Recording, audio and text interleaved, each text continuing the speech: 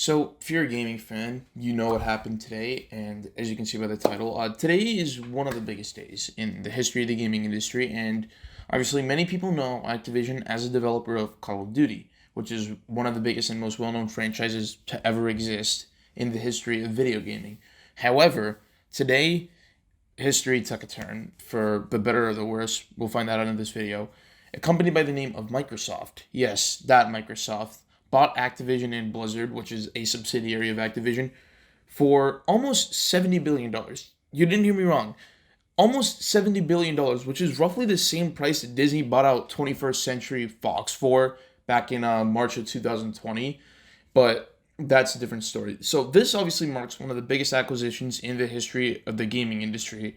But the question is, what kind of impact does this purchase have on other big competitors, mainly Sony? That's what this video is going to be about. It's a breakdown.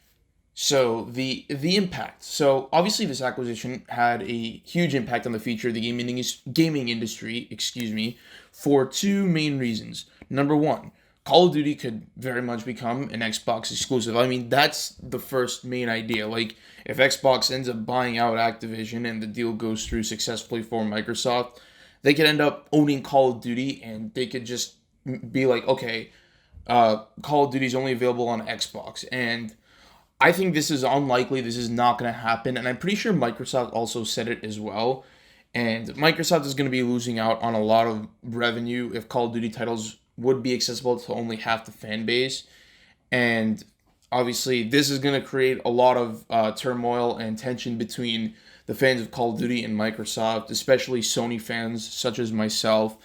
And the second reason is that Microsoft now has a massive market share since they now own two major dev companies. More on that later in the video. Obviously, they don't own a lot, but they own a significantly higher percent in like the gaming market and the gaming industry. But there's a slight thing. This deal wouldn't happen until 2023. I believe mid 2023. I'm not exactly sure what the month is. And this is when the deal is supposed to close out between the two companies, and this is when the acquisition is going to happen. And this is kind of a sign of hope for Sony, and they could do something really big in the next year. They could end up buying out like a huge company. They could end up buying out Rockstar and have exclusive rights to GTA and Red Dead Redemption. Obviously, it's a far-fetched idea, but hey, anything can happen. I mean, look at what happened today. I mean, they just bought out Activision for $70 billion.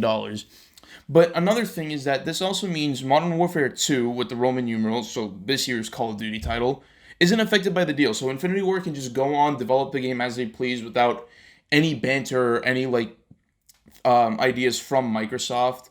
And once they release that, everything is going to be fine.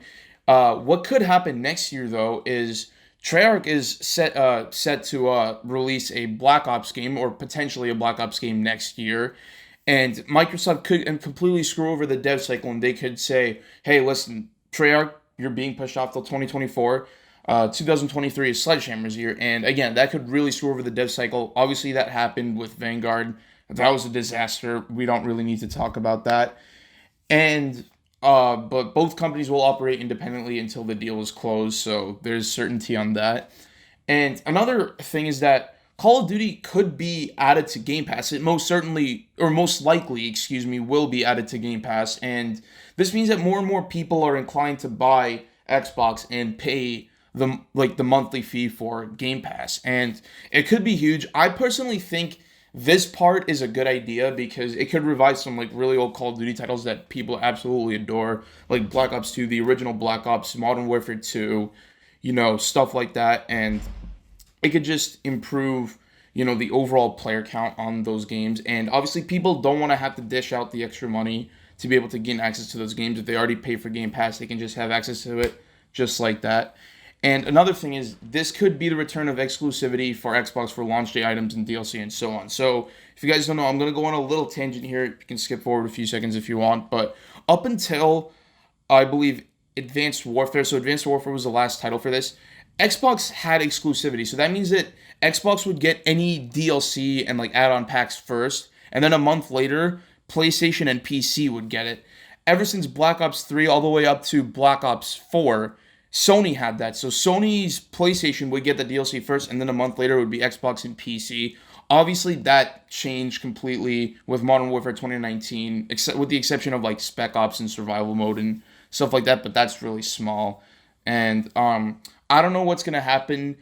It may not be a good idea to change the DLC. I personally think so, because obviously with Cold War and Vanguard and Modern Warfare 2019, the DLC came out at the exact same time across all three platforms, and I personally think that Microsoft should keep it that way for Call of Duty 2023 and onward, just so people can be on the same level. But I'd understand if they do it their way because they own Activision now, and these are some like good ideas, like good things that Microsoft can do on their end, but there's obviously a huge problem that needs to be addressed, or a couple of problems. So a huge problem is that since Microsoft bought such a huge company and a huge part of the game industry, they obviously also bought Bethesda. That's the company that makes Skyrim and Fallout, if you guys didn't know. They're getting kind of slowly, but like very minusculely, getting closer to holding a monopoly in the gaming industry. Obviously, as of right now, they are nowhere near holding a monopoly within that sector, within like the gaming sector. And this could mean that after this, however, after the acquisition goes through, Microsoft could change the game and nobody would be able to do anything about it since, Microsoft owns Activision. So they could end up, again, like I said before, they could end up saying that COD 2023 is going to be developed by Sledgehammer and not Treyarch, completely screw the dev cycle over like Activision just did with Vanguard and, that whole like craziness. And they could also, if they wanted to, they could charge $100 for the game, and that leads to a lack of competitiveness within the market. Obviously, I'm not here to talk about like the market and business and stuff like that, but I just wanted to get you guys to get like an idea of what Microsoft is thinking about. And my final thoughts are that I think this could go both ways. I don't truly know what to think of it. It could end up being completely disastrous, and Microsoft could screw over the franchise more than it already is, or it could help save the franchise and make it fun again. And another thing that I wanted to mention is that it could also provide for some huge crossover opportunities between Call of Duty and Halo. I mean, if that's the case, who couldn't turn that down? I personally think that would be pretty cool.